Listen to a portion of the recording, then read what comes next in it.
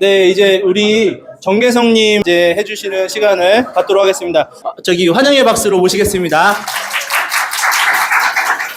먼저 이런 자리에 초대해 주셔서 정말 감사드리고요. 저는 제가 강연할 수준의 사람이 아니라고 생각을 하는데 이렇게 많은 분들 앞에서 강연할 기회를 주시고 또 이렇게 소중한 시간 내주신 많은 분들께 좀 진심으로 감사드리고요. 앞서 이렇게 세로이님께서 비트모빅을 쉽게 이해할 수 있는 그런 멋진 강연을 해주셔가지고 조금 많이 긴장이 되기도 합니다. 이제 지난주 일요일이었어요.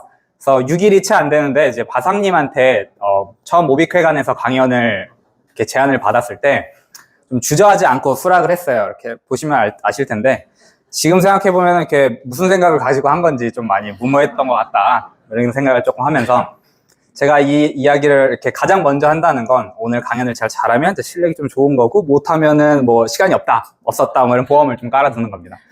아무도 안 드시네요. 농담이었고요. 네. 지금 이렇게 세로이님에 비해서 굉장히 키 작은 저 아저씨는 누군데 저기 있나 이렇게 생각하시는 분이 있을 것 같은데 제 소개를 좀 제대로 올리겠습니다. 저는 이제 미국 LA에서 모빅 비공식 북미 지부장 이렇게로 불리는 정계석이라고 하고요. 정식으로 뭐 그런 건 아니고 누가 그렇게 불러주시더라고요. 그래서 제가 또 말을 굉장히 잘 듣기 때문에 또 그렇게 불러주시면 또 그렇게 받아들이고 있습니다. 장난인데 진심으로 받아들이시면 안 되고요.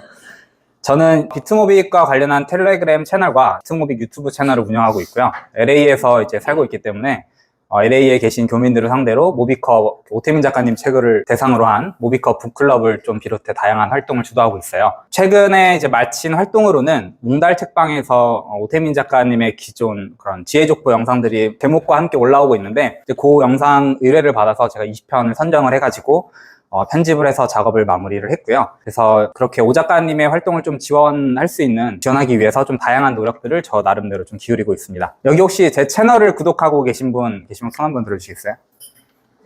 감사합니다. 손 드신 분들 이따가 제가 유튜브 확인하겠습니다. 지금도 늦지 않았으니 구독과 좋아요 많이 부탁드립니다. 사실 이제 제 출신지가 LA이다 보니까 많은 분들이 알고 계시다시피 그렇게 우리 비트모빅 생태계에서 이미지가 썩 좋지는 않아요. 해당 이슈가 있었고 제가 이제 그 실제 당사자분을 만나서 직접 들은 모든 전말을 제가 다 이야기할 수는 없지만 그래도 그곳에서 그것과는 별개로 이런 모빅 생태계에 좀 참여하시는 분들은 좀 모두 진심으로 열심을 다하려고 하시고 조금 노력을 하고 있지만 잘 가시적인 성과가 없는 것 뿐이고요. 그렇기 때문에 좀 이런 분들도 좀 미워하시지 않고 이렇게 넓은 마음으로 응원해 주시고 이렇게 이해해 주시길 좀 부탁을 드리겠습니다. 요즘 한국에서는 이제 만나면 MBTI로 인사한다고 하더라고요. 지금 보시는 건 제 MBTI인데요. I밖에 안 보이시죠? 예, 제가 내향형입니다. 그래서 집에 있는 걸 제일 좋아하고 낯을 많이 가리고 그래서 사람 눈 잘 못 쳐다보고 좀 이렇게 말도 잘 없고 그렇습니다. 그런데도 이런 공개적인 자리에 좀 이렇게 선다는 게 참 의외잖아요. 그래서 아마도 저도 제가 모르는 어떤 그 관종기가 내면에 있는 것 같아요. 네, 그렇습니다. 그래서 제가 이번 강의를 이렇게 수락을 했다고 저희 와이프한테 이렇게 이야기를 하니까 가장 먼저 이런 말을 해주더라고요. 무슨 말이었을까요? 결혼하시는 분들 혹시 계시면 강의를 얼마나 제가 미처 생각하지 못했는데 그런 건 아니었습니다. 근데 굉장히 날카로운 질문이었습니다. 힘내서 잘해 이런 건 아니었고요. 가만히 있으면 중간은 가는데 왜 괜히 나대가지고 이런 말 써도 괜찮죠? 그래서 네, 괜히 나대서 가뜩이나 없는 이렇게 실력이 좀 뽀록나게 생겼다 이런 얘기를 했어요. 그래서 와이프들이 이렇게 지혜가 많습니다. 그래서 저도 곰곰하게 생각을 해봤어요. 잠깐 정신이 나갔었나? 내가 이걸 왜 한다 그랬을까? 근데 그건 아니었고요. 이제 여러분들과 좀 소통을 하고 싶었던 것 같습니다. 그래서 제가 해외에서 살다 보니까 이런 많은 비트모빅 행사들을 놓치고 이렇게 좀 멀리서 이렇게 지켜보는 관전자일 때가 많거든요. 그래서 그러다 보니까 참 외로울 때가 많이 있더라고요. 그래서 이렇게 소통하는 자리가 생겨서 참 감사합니다. 그래서 저는 여러분에게 포모를 주장하기 위해서 혹은 적극적인 투자 조언을 하기 위해서 이 자리에 이렇게 선 것은 아니고요. 오히려 제가 우리 비트모빅 프로젝트를 어떻게 바라보고 있는지 이런 시각과 관점들을 공유하기 위해서입니다. 그래서 강연 주제에 대해서 좀 곰곰이 생각을 하다 보니까 이런 생각이 문득 들었어요. 세상에 인간은 딱 세 가지의 분류로 나누어진다. 하나는 이제 비트모빅을 아는 자, 그리고 하나는 비트모빅을 아직 모르는 자, 그리고 하나는 비트모빅을 놓친 자들입니다.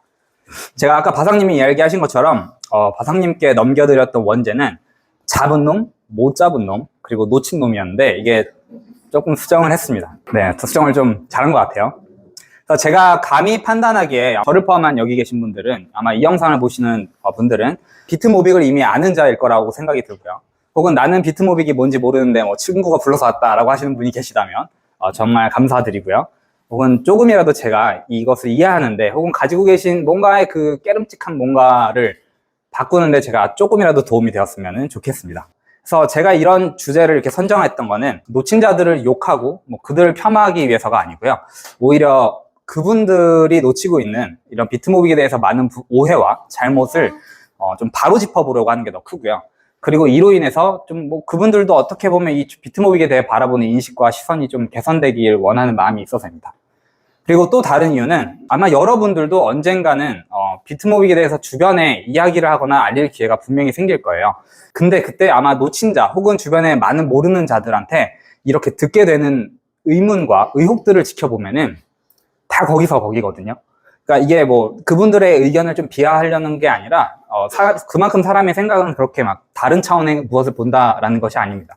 그래서 그런 상황에 이제 미리 준비하거나 뭐 여러분들이 알고 있는 내용을 다시 한번 이렇게 복귀하는 그런 점검하는 주제가 될 수 있다고 좀 생각을 합니다. 이제 여러분들이 지금부터 보실 건 비트모빅이라고 검색했을 때 구글 페이지에서 나오는 검색 결과에서 제가 자료를 가져왔어요. 그래서 뭐 아무런 조작이 없고 여러분들 그냥 가서 보셔서 가장 좀 안티가 남겼을 것 같다 혹은 놓친 자들이 남겼을 것 같다 하는 걸 눌러보시면은 동일한 내용이 있고 또 여기 또 그대로 링크가 있기 때문에 이제 뭐 궁금하시면 한번 가서 보실 수 있지만 뭐 별로 재미는 없더라고요. 제가 이렇게 내용을 정리한 이유는 외부인들이 이 비트모빅 프로젝트를 어떻게 바라보고 있는가에 대한 알 수 있는 가장 좋은 예시라는 이렇게 생각이 좀 들었습니다. 제가 긴장을 해가지고 가끔씩 라방을 하기도 하는데 이제 라방은 사실 제가 편한 곳에서 이렇게 하잖아요. 그래서 그때는 근데 그래도 그렇게 긴장이 되더라고요. 그래서 가끔씩 막 제가 콧물이 주체가 안 될 때가 있어요. 막 아마 그때 댓글 남겨주신 말 보니까 제가 이렇게 열이 얼굴로 올라와가지고 아마 이렇게 된 것 같다. 제가 이 휴지를 들고 있으면 이 사람이 지금 긴장을 많이 했구나. 그래서 좀 이해해 주시기를 부탁을 드립니다. 본론으로 들어가면 첫 번째. 고래 사냥은 단순한 마케팅 용어일 뿐 비트코인 캐시 때도 고래는 움직이지 않았다. 뭐 아시다시피 비트코인 고래 사냥이라는 그런 프로젝트는 비트모빅의 이름이 기원이 되었을 정도로 프로젝트를 홍보하기 위한 단순한 이런 마케팅을 넘어서 좀 중요한 상징성을 가지고 있어요. 비트모빅의 이 고래 사냥 프로젝트는 비트모빅 프로젝트가 궁극적으로 이렇게 추구하며 이룩하려는 본질은 아닙니다. 하지만 그럼에도 불구하고 프로젝트의 이런 내러티브를 지탱해주는 굉장히 중요한 부분이라고 생각을 해요. 왜냐하면 우리가 그 이름에서 왔기 때문이죠. 그래서 비트코인 캐시 때도 비트코인 고래들은 움직이지 않았다. 이런 고래 사냥 프로젝트가 성공할 리 없다라는 의견은 사실 이미 틀린 논리입니다. 왜 그런지 설명을 드릴게요. 단순한 0과 1, 성공과 실패의 논리로 생각하더라도 이미 비트코인 1800개를 보유했던 그 지갑에서 비트모빅 1800개를 움직였어요. 그래서 이것은 고래 사냥의 본질, 즉 비트코인 고래들은 비트모빅이 어느 한 되게 구미가 당기는 금액이 되면은 비트모빅을 움직일 것이고 그로 인해 죽었는지 모르는 혹은 뭐 단순히 가라앉아서 잠수를 탄지 모르는 그런 비트코인 고래들의 불확실성을 비트모빅이 좀 해소해 줄 수 있다 라고 하는 이런 논리와 가정은 단순히 0과 1의 논리로 보면 성공했다라고 볼 수 있죠. 하지만 이것을 이제 지속할 것인가에 대해서는 조금 여러 가지 현실적인 이유들이 많이 산재해 있어요. 일단은 자금 세탁 우려로 오 작가님이 말씀을 하셨죠. 이게 무슨 얘기냐면 비트코인이라는 것 자체는 사실 미국에서 먼저 뭐 미국이 아닐 수도 있지만 미국을 주류 시장으로 그곳에서 먼저 퍼져나갔고 그리고 실제로 많은 잠들었는지 죽었는지 모르는 게 아마 그런 쪽에서 먼저 퍼졌을 거예요. 그러니까 비트코인이 초기에 그런 채굴이 되었거나 거래를 했거나 혹은 개인 지갑에 보관하고 있는 쪽이 그런 쪽일 텐데 이런 미국에서 거의 주관하는 자금 세탁과 관련해서 비트모빅이 얽혀버리면 이제 저는 거기에 전문가는 아니지만 제가 들은 내용으로는 얽혀버리면 모든 것을 그냥 일시에 알았던 모르던 상관없이 이걸 이제 동결을 시켜버릴 수 있는 거예요. 그러면은 이것을 거래했던 비트모빅은 뭐 동결이 안 되겠지만 혹은 뭐 될 수도 있지만 실제로는 그런 계좌와 우리가 생활하는 모든 게 이제 동결이 되고 또 여기서부터 또 많은 문제들이 우려가 많이 일어날 수 있고요. 그리고 아마 아시는 분들도 아실 텐데 실제로 이 1800개를 움직인 주체는요. 제가 이제 제보를 받은 주체는 그 1800개의 비트코인을 가지고 있는 주체가 아니에요. 이건 무슨 얘기냐면 1800개의 비트모빅을 하드포크해서 거기에 남아있는 비트모빅을 실제로 판 사람은 이 1800개의 비트코인 지갑의 주인이 아니라 요거를 이제 파싱이라고 흔히 뭐 그냥 분석이라고 할게요. 이렇게 온라인에서 막 비밀 캐킹 막 찾아가지고 이제 그걸 대입해 보니까 여기 1800개가 있네 해서 이제 이거를 비트모빅 시장에다가 이제 한 거죠. 그러면 이런 문제도 이제 산적을 하는 거예요. 나는 내 지갑을 나중에 알아서 이렇게 해봤는데 비트모빅이 없어졌네. 이제 이거는 과연 뭐 옳냐 그르냐의 문제도 있을 거고, 또 이제 이거를 과연 용인할 거냐 용인하지 않을 거냐에 대한 문제도 있는 거죠. 그래서 이런 부분이 많아서 현재는 이제 이것을 지속할 것인가에 대해서는 아직은 조금 논의 중인 상태고요. 하지만 뭐 그들이 말한 것처럼 이거는 실패한다, 뭐 성공할 리가 없다 에서는 이미 많은 사람들이 구미가 당길 만한 가격이 되었다고 이제 생각을 합니다. 이제 다음 주제는 뭐 이런 거죠. 비트모빅 참여자들은 약간 모두 오태민의 광신도다, 종교적이다, 뭐 이런 얘기 쉽지 않게, 그러니까 드물지 않게 많이 들으셨을 거예요. 그래서 이것은 단순히 비트모빅에서만 일어나는 게 아니고요. 사실 본인이 투자하는 그런 상품과 대상에 대한 종교화는 이미 우리 주변에 굉장히 익숙해요. 그래서 이것을 뭐 쉽게 예를 들면은 비트코인의 그런 과한 추종자들을 우리 비트맥시라고 하고, 현대차들을 추종하는 사람들은 현바라고 하고, 테슬라를 추종하는 사람은 뭐 테슬람, 애플 추종자들을 앱등이, 뭐 이렇게 다양한 비유하는 것에서 확인될 뿐만 아니라 심지어 정치적인 현상에서도 우리는 이것을 확인할 수가 있습니다. 그래서 인간은 자신이 지지하는 것에 대한 이런 종교적 추종 현상은 인간이라는 존재와 또 그 성향에서 이렇게 떼어낼 수가 없는 관계이고, 또 어느 곳을 가든지 이런 극성적인 추종자들은 존재하기 마련이라는 거예요. 그래서 한 사람이 무언가 혹은 누군가를 이렇게 극성적으로 추종하여 문제를 야기한다면은 사실 그것은 이 광적인 추종자에 대한 평가로 이어져야 될 부분이지, 이런 추종하는 대상에 대한 평가와는 좀 별개로 다뤄져야 된다고 생각을 합니다.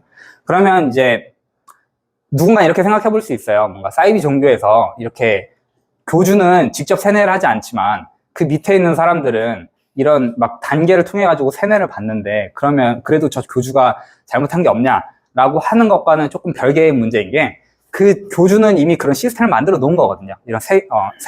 그리고 나서 그들의 이제 행태는 가둬놔요. 이렇게 소통이 불가능하고, 뭐 온라인으로 뭔가를 할 수도 없고, 사람과의 관계를 단절하고, 이런 게 이제 보통은 뭐 광신도나 그런 종교적인 현상에서 발생하는 것인데, 실제로 비트모빅은 뭐 우리 다 이런 안티적인 내용도 쉽게 찾아볼 수 있거든요. 그렇기 때문에 좀 종교적인 현상과, 그러니까 광신도적인 거는 조금 차이가 있고, 종교적인 현상과는 일치한다. 근데 이것은 단순히 비트모빅과 오태민이라는 사람이 갖는 게 아니라, 어디에서나 우리가 찾아볼 수 있다, 이렇게 생각할 수 있습니다. 이제 뭐 등산 채굴코인 이런 말도 있더라고요. 그래서 저는 이걸 보고 굉장히 재미있다라는 생각을 했어요.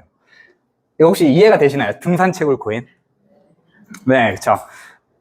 아마 저희의 에어드랍 방식을 가지고서 이야기를 한 것 같아요.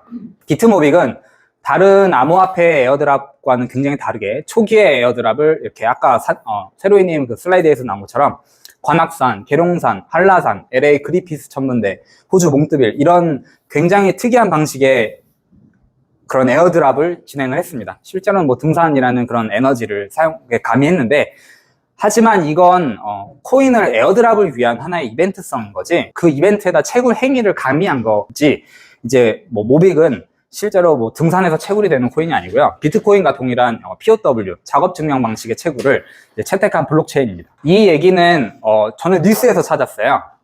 실제로 제가 찾은 거는 한국경제에서도 이 똑같은 내용의 이런 뉴스가 있었는데, 헤드라인이 좀 별개인데 저는 좀 많은 생각이 들었어요. 한경은 오태민 작가님이 비트코인 칼럼을 굉장히 오랫동안 게재한 곳인데 이런 기사를 내었다라는 게 어떤 의미일까라는 생각을 해봤는데 참 그렇더라고요. 그래서 비트모빅은 주창자가 갖지도 팔지도 상장시키지도 않는다를 이제 공언하고 시작한 프로젝트입니다.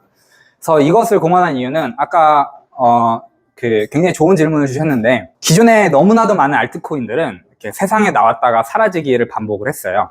이것은 우리가 과거 2017년 혹은 그 이전부터 그 코인 마켓캡 같은 곳에서 탑10 크립토 커런시를 지켜보시면은 얼마나 많은 암호화폐가 나왔다가 탑10까지 올라가서 굉장한 시가총액을 차지한 것들이 다시 사라지는 것을 반복했다는 걸 우리는 알 수 있습니다. 근데 이렇게 많은 프로젝트들이 세상에 나왔다가 사라지면서 많은 투자자를 야기한 원인을 이제 메인 개발자 혹은 주창자, 이런 사람들이 초기 개발 시 뭐 이렇게 많은 양의 코인을 프리마이닝, 즉 주머니에 쟁여두고 거래소에 뒷돈을 주고 상장을 하는데, 이제 투자자를 막 모집하는 거죠. 우리는 뭐 내러티브가 있고 뭐가 있다. 그 다음에 많은 투자자들이 그것을 믿고 투자를 한 다음에 코인의 가격이 어느 정도 오르면 이제 재단을 비롯한 이런 초기 참여자들이 프리마이닝을 한 사람들이 코인을 이제 덤핑해서 신규 투자자들한테 이렇게 많은 책임을 전가를 시켰기 때문이에요. 그래서 거기서부터 이제 오태민 작가님은 이런 뭐 가치도 팔지도 상장시키지 않는다는 것을 내러티브로 이제 비트모빅을 시작을 했는데요. 우리가 생각해보면 비트코인은 거래소에서 이렇게 물량을 자발적으로 시장에 있는 물량을 확보했고 그렇게 해서 이제 상장을 시키는 경우입니다. 그래서 이러한 상장 방식을 통하면 이런 뭐 뒷돈이나 혹은 프리마이닝 코인의 부당 거래 없이 이렇게 청렴하게 상장이 가능한 건데요. 결국에는 이런 시장에 흩어진 물량을 거래소가 확보해서 이렇게 상장한 거래소는 결국에 이 해당 생태계 하방을 지지하는 이런 참여자 역할을 할 수 있기 때문이에요. 그렇기 때문에 이제 비트모빅은 이런 선순환을 만들어내기 위해 뭐 자발적인 주체적인 상장을 하지 않고 뭐 그렇습니다. 뭐 도둑 상장이라는 얘기는 결국에는 거래소에서 이 시장에 있는 물건을 막 10만 개, 50만 개씩 막 다 쓸어 모아서 상장을 한다면 이것을 어떻게 막을 수 있을까? 그리고 이게 도둑 상장이라는 표현이지만 이게 왜 우리 프로젝트의 본질이 아닌데 왜 그런 의혹을 받나 했을 때 저는 좀 되게 아쉬운 부분이 많고요. 그리고 좀 그렇습니다. 그래서 다만 이제 현 시점에서 우리가 상장을 지향하는 좀 몇 가지 이유가 있어요. 그래서 이 이유는 상장 후에는 이 오테버스 측, 즉 오태민 작가님이 있는 그런 오테버스가 사실 오태민 작가님과 동일하니까요. 오테버스 측이 가지고 있는 이 공공재를 이렇게 분배를 할 때 상장을 하면 이미 마켓에서 어느 정도의 캐파를 주제 사실을 공유를 한다는 거기 때문에 이런 규제 당국의 상속과 증여에 관한 좀 그런 세금 문제를 야기할 수 있기 때문이에요. 그래서 그런 부분 때문에 저희가 이제 상장을 지금 현재는 지향을 하는 상황이라고 생각을 하시면 됩니다. 근데 뭐 말씀드렸다시피 도둑 상장은 언제든지 가능할 수 있겠죠. 그리고 시세 조정은 무엇을 좀 근거로 하는지 저는 굉장히 알 수가 없었어요. 왜냐하면 뭐 이렇게 표현을 했더라고요. 거래소에 상장을 하면 시세 조정의 우려가 있다. 근데 오히려 거래소에서 도둑 상장을 하게 되면요, 거래량과 호가가 모두 노출이 됩니다. 그러니까 지금 얼마가 이 마켓에서 사람들이 원하는지, 이 거래량이 얼마나 되는지 우리가 모두 확인할 수 있기 때문에 상장 후에는 이 시세 조정이 가능하다라는 말은 오히려 조금 더 터무니없는 말이라고 볼 수 있어요. 이런 이야기 정말 많이 들어보셨을 거예요. 지금 내가 비트모빅 2를 만들고 동일한 방법으로 배포를 하는 거예요. 그러니까 오 작가님이 말했던 비용을 쓰고 뭐를 해가지고 동일하게 책 사면 주고, 뭐 커피 사면 주고, 고기 먹으면 주고, 산에 오르면 주고, 방송에서 QR코드 찍으면 주는 겁니다. 그럼 이때 모빅 1과의 차별점은 무엇인가? 굉장히 날카로운 질문이에요. 여러분이 생각하는 좀 차이점이나 차별점 혹시 있나요? 비트모빅은 굉장히 좀 특이한 프로젝트예요. 그래서 오 작가님이 2년 동안 지혜족보 채널을 운영하면서 이렇게 굉장히 많은 신뢰를 쌓았거든요. 이제 뭐 주로 비트코인에 관한 인문학적인 해설을 해주셨지만 중간중간에 그 비트코인 그 레이어 2와 비트코인을 기점으로 뭔가 이렇게 쌓아나갈 수 있는 옆피라미드가 어떤 형태인지, 본인이 어떠한 사업을 할 건지, 내가 어떠한 생각을 가지고 있고, 내가 언제부터 어떠한 내용, 메시지를 던져왔는지, 이런 다양한 내용들을 이제 이야기를 해주셨는데요. 이제 이렇게 쌓은 신뢰라는 것은 결국에 누군가를 이렇게 전적으로 믿고 의지하는 그런 게 종교적인 신뢰를 말하는 게 아니라 이제 이 모빅 프로젝트를 하는 오태민이라는 사람이 가진 뭐 수준 높은 그런 비트코인을 이해하는 그런 이해도라든지 혹은 비트코인을 이렇게 하나의 블록체인으로 바라보는 게 아니라 인문학적으로 내포한 뭐 많은 의미들을 이제 재해석해 줌으로써 대중들에게 보여주고 제시한 모습들을 기초로 이제 신뢰를 쌓았다는 겁니다. 그러니까 전적으로 믿는 것과는 다르게 오 작가님은 쉽게 얘기하면 좀 막 나가는 표현은 이 짓을 2년 동안 하신 거예요. 그래서 그렇게 해서 구독자와 지속적인 소통을 하셨고 또 그렇게 해서 많은 네트워크가 쌓였습니다. 이런 신뢰를 기초로 주창자가 갖지도 팔지도 상장하지도 않는다는 이런 내러티브가 이제 더해져서 이제껏 뭐 다른 알트코인에서는 이렇게 다른 알트코인에서 보여줬던 그런 부도덕한 모습들에 비해 좀 차별점을 가지고 시작한 프로젝트라는 걸 우리는 알 수 있습니다. 그래서 누군가가 비트모빅 2를 만들고 동일한 방법으로 배포한다면 이 프로젝트가 불가능하다라고 볼 수는 없을 것 같아요. 근데 이제 그렇다고 해서 이런 신뢰가 쌓여지지 않는다면 성공할 확률은 지극히 적을 거라고 봅니다. 그러니까 누가 이제 그 사람의 말을 믿어주냐에 따라 다른 거겠죠. 자, 그러면은 이런 생각도 해보실 수 있어요. 앞선 질문과 좀 이어지는 질문인데요. 이제는 그 주체가 이렇게 저 같은 소시민, 개인이 아니라 이제 대기업 혹은 유명인이 이렇게 한다고 우리가 가정을 해보는 거예요. 대기업이나 다른 셀럽이 이제 모빅코인 2를 만들 필요는 없습니다. 왜냐면은 이미 자신들의 영향력과 돈들이 있잖아요. 그리고 그런 리소스라는 게 넘쳐나기 때문에 이런 데서는 그냥 자체적으로 자기네들이 원하는 블록체인을 디자인을 해서 그런 코인 시스템을 만들고 이런 것을 발행하는 거에는 아무런 문제가 없습니다. 오히려 모빅 뭐 이것을 모빅과 이렇게 뭐 비교해서 뭐가 더 낫고 뭐가 더 안 낫고 모빅이 뭐 차별적이 있다 이렇게 평가할 일이 아닌 거죠.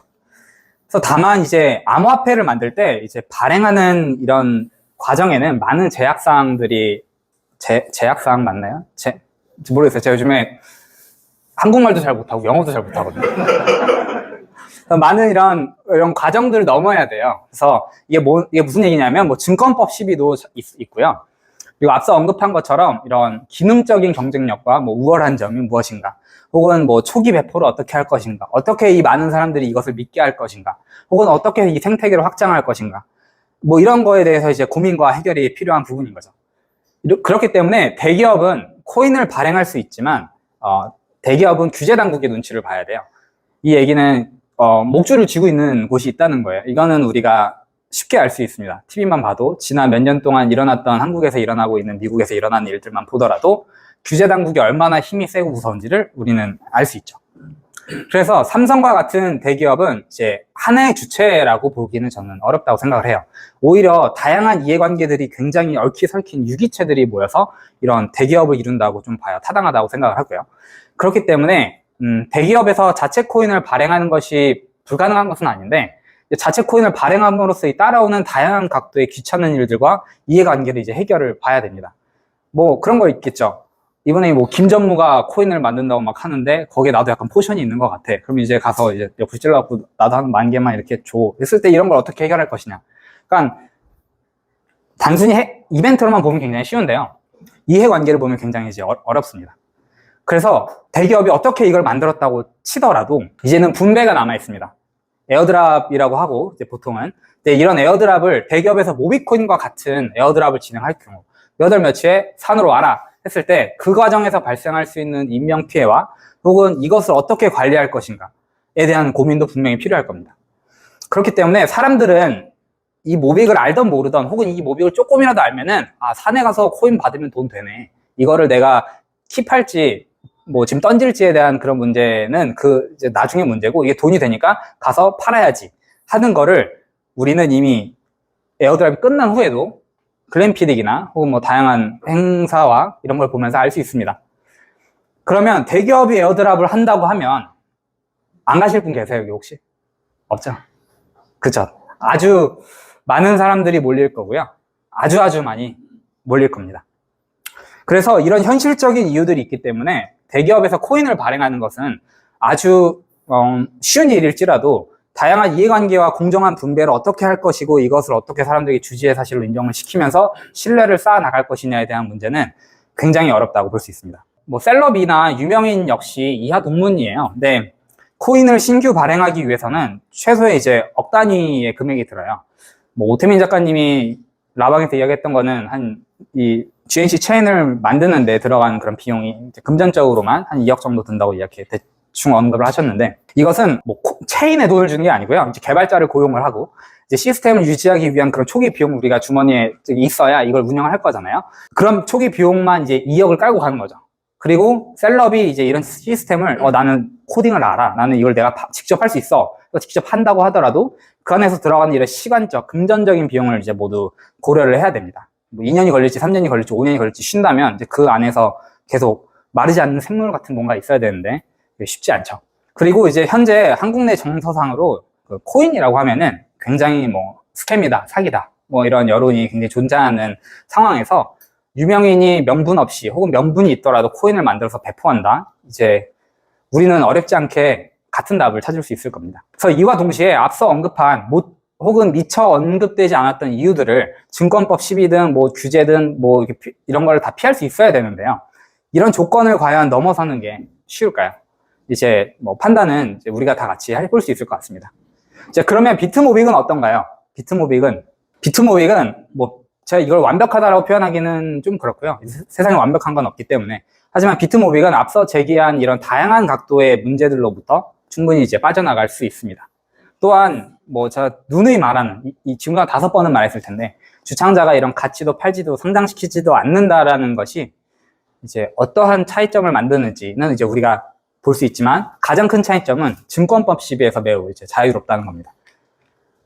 이 증권법 시비라는 걸 잠깐만 짚고 넘어가면요, 이게 뭐냐면 뭔지는 아실 필요가 없고, 결국에는 이 증권법 10이라는 거는 결국에 이 규제 당국이 언젠가 내 주머니에 있는 칼날을 꺼내서 우리를 겨냥했을 때 증권이냐 아니냐의 문제가 어느 시점에서는 지금까지는 이 용인이 되고 있거든요. 그렇기 때문에 많은 알트코인들이 주체적으로 상장을 시키고 투자자들을 모으고 있는데, 이런 행위는 결국에는 여타 증권, 투자 상품과 다를 게 없다는 거죠. 주식 상품과 다를 게 없다는 거죠. 이런 규제 당국의 증권법 12에서 이 칼날을 들었을 때 과연 비트모빅은 어떠한가 했을 때 이제 매우 자유로웠다는 점이 있습니다. 또 다음부터는 조금 더 이제 시리어스한 질문인데요. 모빅은 오태민이 발행하고 오태민이 삭제할 수 있다. 먼저 모빅을 이제 이거는 두 가지 질문이에요. 발행하고와 할 수 있다, 삭제할 수 있다. 그래서 먼저 발행하는 걸 좀 이야기를 들어볼게요. 먼저 모빅은 오태민이 발행한다. 이것은 반은 맞고 반은 틀린 표현입니다. 그래서 비트모빅은 모빅 블록체인 시스템에 의해서 발행이 되고요. 그리고 오 작가님이 주창자로서의 프로젝트를 이렇게 시작한 것은 맞지만, 시작한 것은 맞습니다. 근데 이제 이것을 질문을 던진 사람이 만약에 추가 발행을 의미하는 거라면은 이제 그것은 최종 의사 결정권을 가진 오 작가님인 것은 우리가 맞지만, 과연 생태계의 동의 없이 독자적으로 추가 발행을 주도하는 경우, 과연 그 행위는 프로젝트의 근간을 훼손하는 것으로 이제 이것을 생태계를 파괴하는 행위와 동일하다고 저는 봅니다. 즉, 주창자가 과연 생태계의 동의 없이 독자적으로 추가 발행을 할 것인가, 그리고 이것을 생태계가 용인할 것인가에 대한 이제 판단을 고려해 본다면 굉장히 그 가능성은 희박하다는 것을 알 수 있습니다. 그래서 만약에 이런 행동이 일어난다면 아마 여기 계신 분들을 포함해서, 저를 포함한 많은 사람들이 아마 그 반대편에서 큰 목소리를 제기할 수도 있습니다. 그렇기 때문에 오 작가님은 그런 리스크를 또 감당해야 되는 거죠. 그래서 오태민이 코인을 삭제할 수 있다. 이것은 이제 정확하게 말씀드리면 틀린 표현이고요. 이제 비트코인을 이해하고 POW 블록체인 시스템을 이렇게 이해하는 것으로 보이는 이런 비트코인 추종자들이 남긴 질문이니까요. 근데 그런 분들이 이런 말을 한다는 게 저는 좀 굉장히 의아했습니다. 왜냐면 작업 증명 방식의 블록체인, POW의 블록체인의 본질은 이 블록체인 상에서 한번 기록된 발행된 코인을 시스템상으로 이렇게 삭제가 불가능한 겁니다. 그렇기 때문에 조금 이런 질문 자체가 의아했어요. 근데 아마 이런 질문은 이것 때문에 그랬을 거예요. 실제로 오 작가님이 에어드랍한 코인을 회수한 경우가 있습니다. 이것은 근데 정확하게 말하면 삭제는 아니에요. 코인은 실제로 블록체인 상에서 움직인 거고요. 이제 회수한 경우가 있는데, 일단 해당 사건의 전말과 혹은 또 오태민 작가님의 그 행위를 옹호하지 않냐, 이제 이런 건 조금 차치해 두고요. 이제 팩트만 보면은 오 작가님이 직접 라이브에서 설명한 이런 코인이 회수가 가능했던 이유는 처음 에어드랍용 종이 지갑을 이제 만들 때 우리가 공개키와 비밀키 쌍 조합이 필요하잖아요. 근데 요거는 결국에 어느 곳에든 데이터로 존재를 해야 돼요. 왜냐면 우리가 출력을 할 거기 때문에. 그렇기 때문에 이 정보를 최종의 몽트빌 에어드랍까지 이제 삭제하지 않고 클라우드에 보관을 했었고요. 그리고 이제 그 일이 일어났을 때 그곳에 남아있는 공개키와 비밀키 정보를 가지고 오태민 작가님과 스태프들이 이 사건이 일어난 당시 그 지갑과 이 상태를 추정해서 이제 비밀키를 이용해서 이제 회수를 한 겁니다. 그래서 결국에는 이건 삭제라고 조금 보긴 그렇고요. 그리고 이게 가능했던 이유도 데이터가 남아있어서였다라고 이해를 하시면 될 것 같아요. 이거는 팩트니까 요건 알아두시면 굉장히 좋습니다. 그래서 즉 오태민 작가님이 비트모빅 투자자 개인이나 여기 계신 분들 다 월렛이 있으실 거고 종이 지갑이 있으실 텐데, 여기에 보관 중인 코인을 삭제하는 것은 기술적으로 불가능합니다. 그리고 누군가는 오태민 작가님이 UTXO를 조작을 해서 할 수 있다고 하는데, 이것은 이제 모빅과 비트코인 블록체인을 잘 하지 않는 상태에서 다시 나오는 이야기라고 생각이 들고요. 이때 사건 이후로는 동일한 일이 일어나지 않았고, 저는 일어날 수도 없다고 생각을 합니다. 다음은 이제 주창자가 갖지도 팔지도 상장시키지도 않는다고 했는데 제3자를 이용해 충분히 소유하고 판매가 가능하다. 이건 제가 사실 감히 내릴 수 있는 답변은 아니지만, 제가 생각한 것은 이것은 이제 주창자의 도덕성과 신뢰에 관한 부분으로 정확한 답이 있는 것은 아니고, 이제 해당 논제를 해석하는 사람에 따라서 다른 결과를 도출할 것이라고 생각합니다. 그래서 이런 이벤트를 단순히 확률로만 보자면 0은 아닐 거예요. 존재하겠죠. 가능성은 존재합니다. 근데 한번 쉽게 생각을 해볼 필요가 있습니다. 이 세상에 영원한 비밀은 있을 수도 있지만 대개는 없다고 우리가 보죠. 그래서 즉 주창자가 제3자를 이용한다면, 원문에서는 오태민과 육태민으로 표현을 해가지고 저도 이제 좀 이해하기 쉽게 이렇게 표현을 해보겠습니다. 그래서 자, 5태민이 6태민을 이용해가지고 막 이제 시장을 파는 거예요. 그래서 이 경우 이제 5태민은 6태민에게 뭐를 제공하나요? 그렇죠. 모빅을 제공하는데 약점을 제공하는 겁니다. 오 작가님은 돈을 얻으면서 약점을 제공하는 거예요. 그럼 이제 6태민은 아주 높은 확률로 요걸 이제 이용하겠죠. 어떻게 할까요? 아주 쉽죠. 우리 다 같은 생각하고 있는데 아마 대답하지 않으실 거예요. 가서 코인 달라고 하겠죠. 너가 팔았으니까 내가 이걸 얘기 안 할게. 코인 줘. 뭐 이렇게 아주 높은 확률로 코인을 편취하려고 할 겁니다. 근데 이때 5태민이 6태민에게 코인을 주더라도 뭐 본인이 가진 이건 가정이니까요. 뭐 뒷주머니에 차고 있던 코인이 한 10,000개 있어. 그래서 이렇게 줬는데 막 10만 개를 달래. 그럼 이제 결국에는 생태계에 있는 공공재 지갑에서 털어야겠죠. 그러면 이제 털어서 주면은 어떻게 될까요? 생태계는 바로 반응합니다. 그래서 이처럼 이렇게 신뢰가 무너져 버린 상태에서 시장의 코인의 가격은 바로 하락을 할 거고요. 그러면 6태민은 본인이 협박을 통해서 받아간 이 다량의 코인을 이제 시장에 소화하지 못하고 이제 시장이 콜apse 할 겁니다. 무너지겠죠. 이 경우는 오태민 작가님 스스로 이제 그토록 이루고자 했던 이런 블록체인 프로젝트를 무너뜨리는 거고요. 그리고 이제 인생의 오점을 남기겠죠. 저럴 줄 알았는데 저랬다. 그리고 또 동시에 가정이니까. 그리고 동시에 이제 JTBC를 비롯한 생태계에 참여한 우리 같은 투자자들이라든지 홀더들이라든지 협업사를 시작으로 이제 다양한 형사 고발을 시작을 해서 이제 인생 자체가 조금 피곤해질 겁니다. 조금이 아니고 아주 많이 피곤해질 거예요.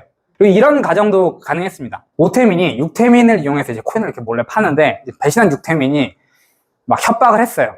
근데 이제 5태민은 나는 이제 저거에 휘둘리지 않겠다. 그래서 코인을 주지 않는 거예요. 근데 이 경우 6태민이 할 수 있는 선택은 이제 5태민으로부터 아무런 이익을 얻지 못했기 때문에 이 같은 사실을 세상에 공표할 겁니다. 그러면 뭐 5태민 작가님은 제3자인 6태민에게 생태계를 이제 파괴할 수 있는 그런 비밀을 제공하는 거고 또 똑같은 수순을 밟을 겁니다. 중간에 그 스텝만 없지 똑같이 송사에 휘둘리게 되겠죠. 저는 이런 질문이 잘못되었다라고 생각하지는 않습니다. 하지만 오히려 이렇게 이런 의혹을 제기하는 사람들한테 사실 묻고 싶어요. 당신이 5태민이면 하겠냐라고 말이죠. 분명히 여기에 계신 분들도 한번 고민을 해보셔야 될 문제입니다. 하지만 만약 그 사람이 충분히 할 수 있다라고 생각을 하면요.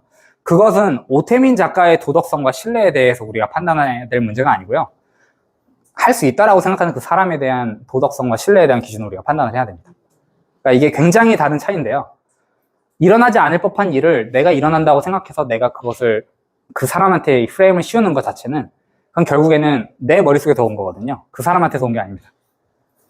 그래서 이건 아주 단순하게 생각을 하더라도 정상적인 이런 사고 구조라고 표현을 하고 싶지만 이런 뇌 구조를 가진 사람이라면 이런 행동을 하지 않는 게 사실 정상이라는 것을 우리는 쉽게 알 수 있습니다. 비트코인과의 비교입니다. 보통은 이제 많은 탈중앙 얘기도 하는데요. 프라이빗 체인에 탈중앙이 어디 있겠습니까? 거기서 탈중앙을 찾는 거는 약간 김밥집에서 모르겠어요. 비트코인을 달라고 찾는 것 같은 느낌이에요. 그래서 여기서 비교했던 내용은 이제 채굴 원가였어요. 현재 모빅은 채굴자가 존재하지만 다니엘 마이닝 노드에 연결시킨 후 블럭을 만들며 탈중앙성을 가지고 있다며 사기를 치고 있다. 호주 채굴장 역시 일반인의 이런 제한되어 있어서 조종과 조작이 쉽다. 충분히 들만한 의문입니다. 현재 비트코인의 가격은 대체로 현재 비트코인을 채굴하기 원한 원가와 비슷합니다. 그래서 그런 비슷한 시장가를 형성하고 있지만 이것이 과연 비트코인의 가치와 동일한가? 라고 우리가 묻는다면 현재 가격과 우리가 생각하는 가치는 동일하지 않다는 걸 우리는 알 수 있습니다. 그래서 우리는 어떻게 이걸 알 수 있냐면요. 비트코인 10억 간다. 비트코인 50억 간다. 비트코인 100억 간다. 라는 주장을 통해서 주장을 하는 그런 많은 인플루언서들과 그들이 전하는 그 내러티브와 메시지를 반증하는 이유들을 통해서 우리는 알 수 있습니다. 즉 현재 시스템이 단순하게 유지되는 거라면은 비트코인은 10억, 50억, 100억 갈 필요가 없습니다. 왜냐면 지금 이미 시스템을 유지하는데 굉장히 충분히 많은 비용이 지불되고 있기 때문인 거죠. 그래서 쉽게 말해서 가치가 선행을 하고요. 시장의 참여자들에게 그 가치가 받아들여지면은 가격은 그것을 이제 따라가는 것이 비트코인 시스템의 본질입니다. 왜냐하면 비트코인은 누구의 짐도 아니고요. 무언가를 보증하지도 않고요. 전기를 투입해서 이걸 생산 채굴을 해야 된다. 그거는 아까 말씀드렸다시피 그냥 단순한 하나의 그냥 시스템을 위한 비용이지 이것이 이것의 전부는 아닙니다. 이처럼 가격이라는 그런 것을 우리가 조금 생각을 해보자고요. 가격은 구성원들이 동의하는 사회적인 합의입니다. 제가 여기서 갑자기 비트모빅 저는 100만 원에 팔겠습니다 했을 때 사는 사람도 있을 수 있겠지만 과반이 그것을 동의하지 않는다면 그 가격은 이제 아무런 의미가 없는 거겠죠. 그래서 이렇게 가격은 우리들이 공통적으로 쉐어하는 이런 사회적인 합의이고요. 가치는 개인이 생각하고 판단하기에 따라서 이제 달라지는 겁니다. 현재 비트모빅의 가격이 유지가 된다는 것은 모비코인의 이 가치와 가격이 만나는 합의점인 거고요. 최소 합의점입니다, 이거는. 개인이 여기는 가치와 그것에 동의하는 구성원의 이런 암묵적인 합의에 따라서 가격은 모빅 같은 경우는 채굴 원가와 무관하게 오를 수도 떨어질 수도 있습니다. 그러므로 이렇게 단순한 원가, 생산, 제조 원가의 개념으로만 이렇게 가치와 가격을 산정하는 것은 굉장히 무리가 있는 거죠. 쉬운 예로는요, 중국집에서 보통 판매하는 짜장면 원가가 한 1,500원, 2,000원 정도 한다고 해요. 안 해봐서 모르겠는데 그렇다고 합니다. 근데 이것을 우리가 중국집 사장님한테 갖고 죄송해요, 왜 8,000원에 파냐고 하는 거죠. 그리고 어디에서는 15,000원에 팝니다. 이걸 왜 15,000원에 파냐고 하는 거예요. 근데 이런 것과 지금 모빅의 채굴 원가와 가치에 대해서 시장 가격인 이건 자전거래다 이렇게 하는 것은 동일한 양태인 겁니다. 굉장히 이질적이죠. 근데 동일한 거예요. 비슷한 예로는 커피 원가가 300원인데 왜 스타벅스는 5,000원이고 왜 컴포즈 커피는 1,500원일까? 이런 것도 있을 수 있겠죠. 원가는 그렇게 차이 안 날 거거든요. 오히려 스타벅스 원가가 더 쌀 겁니다. 왜냐하면 그들은 네트워크가 있고 그 많은 커피를 소화하기 위해서 저렴한 것을 잘 알고 잘 쓰니까요. 잠시 이야기가 샜는데요. 모빅은 비트코인을 하드포크한 비트코인의 특징을 동일하게 지닌 이렇게 프라이빗 블록체인입니다. 그래서 즉 비트코인의 채굴 방식인 POW를 사용해서 신규 코인이 발행되고 시스템이 이렇게 유지가 되는데요. 현재 채굴된 코인의 분배 방식은 이제 POS와 비슷하다고 볼 수 있습니다. 프라이빗 블록체인이기 때문에 아직까지는 시스템적인 제한 사항 때문에 모두에게 채굴이 또 돌아가지 않은 것도 사실이고요. 하지만 비트모빅의 채굴은 공개적으로 채굴자를 모집해서 채굴에 참여할 기회를 제공을 했고요. 채굴에 참여한 채굴자들은 비트코인과 동일하게 금전적인 비용을 내가며 처음에 약속한 채굴 보상량을 일정 기간 락업 이후에 이제 보상을 받습니다. 이건 모두 알고 있는 사실이죠. 이러한 현재 프라이빗 블록체인의 특성 때문에 호주 채굴 역시도 이것을 관장하는 개인, 단체를 통해서 이제 운영 관리가 되고 있습니다. 그래서 이런 관리 방식 때문에 시스템 조작과 조종이 쉽다고 하는 거는 역시나 POW, 작업증명 방식의 블록체인을 본질을 잘 이해하지 못하는 그런 의혹 수준이라고 이제 할 수 있죠. 작업증명 방식의 본질은요, 한번 기록된 정보가 잘못되었을 수는 있어요. 잘못된 정보가 들어갈 수 있지만 이 정보가 기록되었다는 사실을 변경하거나 삭제할 수 없습니다. 그리고 또한 이런 프라이빗 블록체인이라는 시스템이 다른 알트코인처럼 저희가 영구하게 이것을 프라이빗으로 간 게 아니라 비트모빅이 10주년이 되는 2029년을 기점으로 혹은 그보다 이제 빠른 시점에 대중들이 직접 채굴할 수 있는 이런 퍼블릭 전환 기회가 있다고 발표한 바가 있습니다. 자, 이제 마지막 의혹인데요. 비트모빅은 세계화로 나아갈 이슈도 능력도 없다. 그렇게 생각하시나요? 제가 도달한 답변은 이렇습니다. 모빅은 현재 이제 약 1년이 채 안 된 신생 블록체인 프로젝트입니다. 그래서 현재 이 1년이라는 짧은 시간 속에서 시장에서 이제 거래되고 있는 현재 금액은 약 25만 원, 28만 원을 왔다 갔다 하고 또 일시적이지만 저희가 최고가 약 한 40만 원을 기록한 바가 있습니다.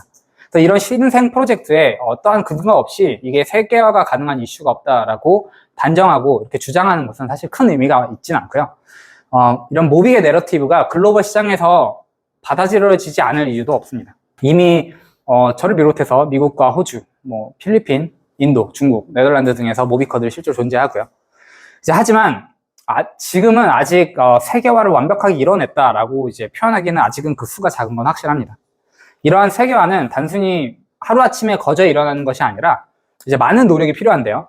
이 노력에는 다양한 언어로 준비된 시청각 자료들도 당연히 필요하고요. 커뮤니티 핵심 구성원을 우리가 양성을 해야 되고요. 그 사람들이 올바로 이런 네트워크를 형성하는 그런 과정 등 이런 해결해야 할 과제들이 분명하게 이제 존재한다고 볼 수 있죠. 하지만 이제 이런 과제들이 해결이 안 될 이유도 없고, 이런 과제들을 해결하고 이제 비로소 비트모빅이 세계화를 이룩했을 때, 세계화라고 이제 어디 가서 이렇게 쟤네는 진짜 글로벌이네 라고 했을 때 시장에서 받아들여질 비트모빅의 가치에 대한 판단을 한다면 과연 이제 이것이 어느 정도일까 이렇게 상상하는 것은 굉장히 재밌는 일입니다. 여기 혹시 지혜족보 초기부터 오 작가님을 좀 알아서 나는 비트모비까지 함께 했다 손 한번 들어주시겠어요? 뭐 나는 비교적 최근 2023년이 되어서 비트모비를 좀 알고 참여했다 하시는 분 혹시 계시면 손 감사합니다. 저는 오 작가님을 2021년에 알았습니다. 그 지혜족보 채널을 통해서 알게 되었는데 그 이후로 이제 크립토라는 걸 좀 전문이라기보다는 그냥 크립토만 투자를 하게 된 경우고요. 크립토로는 이제 비트코인과 비트모비만 투자를 하고 있습니다. 그래서 뭐 저는 막 다른 알트코인들을 잘 모르고요. 그리고 제대로 이걸 투자해 본 경험이 없고, 그리고 많은 그런 프로젝트들과 이더리움을 만든 뭐 비탈릭 부테린이나 혹은 에이다를 만든 찰스 호스킨슨 같은 이런 주창자들에 대해서 막 도덕적으로 기준을 판단할 능력을 좀 갖고 있지 않습니다. 저는 좀 그런 사람이고요. 여기 계신 분들의 뭐 투자 전략이나 가치관은 사실 제가 잘 모르지만 제가 비트코인에 투자를 하게 된 이유는 많은 이유들 중에서도 비트코인은 적어도 이 세상에서 없어지지 않을 것 같아서였습니다. 그러니까 뭐 가치 저장 수단인 건 당연한데 이게 불멸하고 이게 글로벌하고 제가 지금 당장 비트코인을 가지고서 아프리카를 가도 팔아서 뭐 생활할 수 있다는 게 참 굉장히 매력적이잖아요. 제가 이 이야기를 장황하게 이렇게 드린 이유는 저는 오태미 작가님이 막 굳이 막 굉장히 고결한 도덕성 이런 것을 갖고 있다든지 혹은 이런 것을 전적으로 믿고 의지하기 때문에 비트모비 프로젝트에 참여한 것은 아닙니다. 그래서 저는 뭐 사람에게는 고결한 도덕성이나 뭐 그런 거는 존재할 수가 없다고 생각하는 사람입니다. 그리고 이것은 물론 저를 포함한 이야기고요. 제가 이제 비트모비 프로젝트에 참여하고 공부하게 된 계기는 첫 번째로 이제 지혜족보 시절부터 제가 지켜본 오태민이라는 사람과 그 사람이 던져준 많은 가르침과 그 메시지 속에서 이제 쌓인 신뢰 때문이고요. 그리고 그것 때문에 인생도 많이 변했고요. 그리고 이것은 아마 많은 분들도 동의를 하실 거라고 생각을 합니다. 그리고 두 번째로는 이제 오태미 작가님이 오랜 시간 이야기하고 조성하려고 노력했던 이 생태계를 이제 제가 완벽하게 이해하기 때문이고요. 완벽하진 않을 수 있죠. 근데 저 나름대로는 충분히 이해하고 있다고 생각합니다. 그리고 마지막 세 번째로는 오태민이라는 사람이 던진 이 메시지를 제가 이해하는 것을 저뿐만 아니라 이 오태민 사람이 던진 이 메시지를 이해하는 것을 이제 기초로 저희 커뮤니티가 생겼고요. 이 비트코인과 그 현상에 대한 높은 이해도를 가진 사람들이 모여가지고 이 비트모비 생태계에서 이렇게 집단을 이룬 것인데요. 이거는 그리고 이건 이제 프로젝트가 궁극적으로 이루고자 하는 목표를 이제 단단히 초석을 쌓았다. 초기 좋은 세팅 값을 가졌다라고 저는 생각을 하기 때문입니다. 앞선 예시들에 대해서도 알 수 있듯이 마켓에서 사라진 대다수의 알트코인들은요. 증권법 12뿐만 아니라 주창자나 빅홀더들의 덤핑에서 오는 경우가 굉장히 많았거든요. 그렇기 때문에 비트모빅은 이런 주창자가 스스로 팔지 않겠다라고 공언을 했고요. 이를 어길 시 오 작가님이 본인이 받을 불이익이나 이런 불이익에 위한 장치도 마련을 잘 해두었고, 그리고 사실 빅홀더들의 덤핑이 아예 없지는 않을 겁니다. 우리가 알게 모르게 하겠죠. 근데 하지만 누구 하나가 압도적으로 많은 수량을 가진 홀더들이 없다는 것을 우리가 주제 사실로 공유하기 때문입니다. 그래서 이런 빅홀더의 덤핑에서 어느 정도 안전하다고 이렇게 여길 수 있습니다. 비트모빅에는 기업형 블록체인을 지향하는 제 프로젝트로 오태민 작가님은 세 가지 큰 목표를 세웠습니다. 혹시 이 세 가지가 뭔지 아시는 분 계신가요? 네. 다 아실 거예요. 근데 갑자기 물어봐가지고. 이 세 가지는, 신원 인증과 소액 결제와 이제 스마트 컨트랙을 해결할 수 있는 시스템을 비트모빅에 올리는 거고요. 근데 그래서 이제 저희가 글로벌로 나아갈 수 있는 초석을 시작으로 이제 나아가는 거죠. 근데 지금 당장 이 세 가지가 모두 한 번에 해결되는 것은 아닙니다. 솔직하게 말씀드리면요. 아직 이 세 가지 목표를 이루기 위해서는 이제 선행돼야 될 몇 가지 일들이 존재하는데요. 이제 이것은 뭐 충분히 극복한 일들이고요. 뭐 기술적인 문제들도 있고, 이런데 이제 그런 거는 단순히 뭐 어느 정도의 시간과 노력이 필요할 뿐이라고 이제 저는 생각합니다. 이제 제가 블록체인이란 무엇인가라는 질문을 이제 스스로 던졌을 때 제가 도달했던 답변은 과연 그것을 얼마나 신뢰할 수 있는가였습니다. 그러니까 저는 오태민 작가님과 비트모빅 프로젝트를 신뢰할 수 있다는 판단이 든 것이고요. 하지만 이제 오태민 작가님이 말하는 그런 신뢰는 그리고 또 우리가 시작한 이 신뢰 게임은요, 제가 해석한 의미는 오태민 작가님을 전적으로 믿으라는 게 아닙니다. 오히려 저를 포함한 여기 계신 모든 분들은 그 누구도 믿지 않아도 됩니다. 믿어도 안 되고요.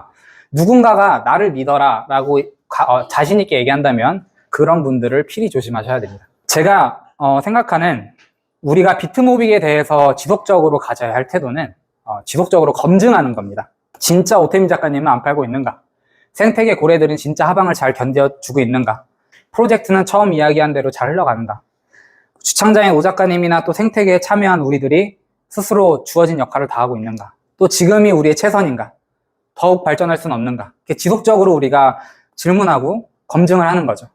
그 안에서 저는 시작된다고 봅니다. 그래서 이런 것을 단순히 믿는 것에서 멈추는 것이 아니라 지속적으로 검증하고 또 검증하고 또 검증하는 것인데요. 이것은 누군가를 무조건적으로 믿거나 혹은 서로가 서로를 감시하는 것과는 또 다른 의미입니다. 그래서 이것은 비트코인이 일으킨 블록체인 혁명의 본질인데요. 이 얘기는 아마 많이 보셨을 거예요. 그래서 믿지 말고 검증하라. 그래서 외부의 강한 의혹과 공격을 저희가 견디고 우리 프로젝트가 나아가기 위해서는 이제 우리가 먼저 이 프로젝트를 아끼고 사랑하고 지켜보는 데서부터 시작을 하는 거고, 그리고 이것은 우리가 스스로 건전한 이런 단계적 검증을 통해서 이룰 수 있다고 저는 생각을 합니다. 이제 조금 이야기를 마무리 지어 볼 텐데요. 자, 이제 비트모빅은 어떻게 될까요?